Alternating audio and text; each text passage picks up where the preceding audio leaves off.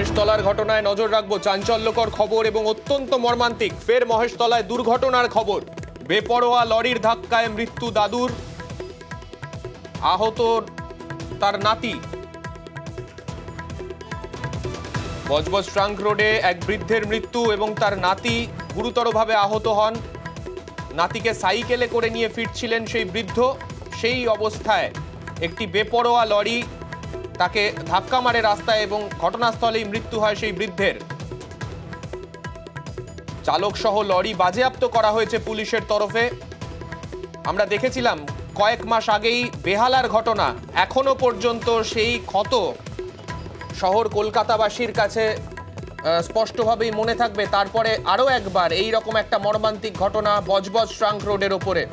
আমাদের প্রতিনিধি সমীর রয়েছেন আমাদের সঙ্গে। সমীর, ঠিক কিভাবে এই দুর্ঘটনা ঘটে?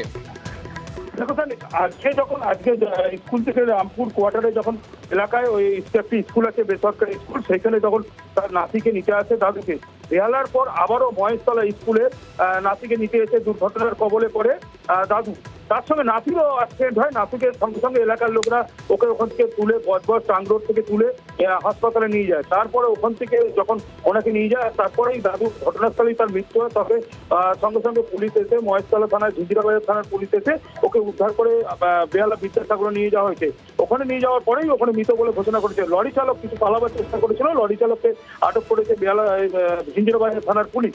এবং এলাকায় উত্তেজনা থাকা, তারপরেই সঙ্গে সঙ্গে ঘটনাস্থলে পুলিশ আসে এবং সঙ্গে সঙ্গে ওখানে খালি করে দেয়। এখন এখানে উত্তেজনা নেই এবং এখন এদের পরিচয় এখনো পাওয়া যায়নি।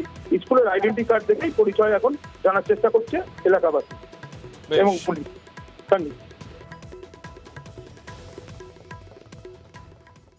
কলিঙ্গ সুপার কাপ জিতে কলকাতায়